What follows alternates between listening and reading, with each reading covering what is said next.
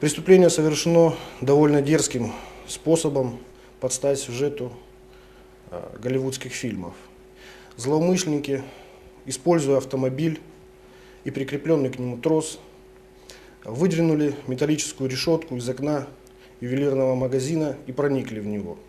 Это с учетом того обстоятельства, что ювелирный магазин располагается в самом центре города Лабинска. Добычей преступников стало почти 1,5 килограмма ювелирных изделий на общую сумму около 3,5 миллионов рублей. Приговором Лабинского городского суда они признаны виновным в совершении преступления, предусмотренного частью 4 статьи 158 Уголовного кодекса Российской Федерации, кражи, совершенной группой лиц по предварительному сговору в особо крупном размере. И суд приговорил их к 7 годам лишения свободы каждого.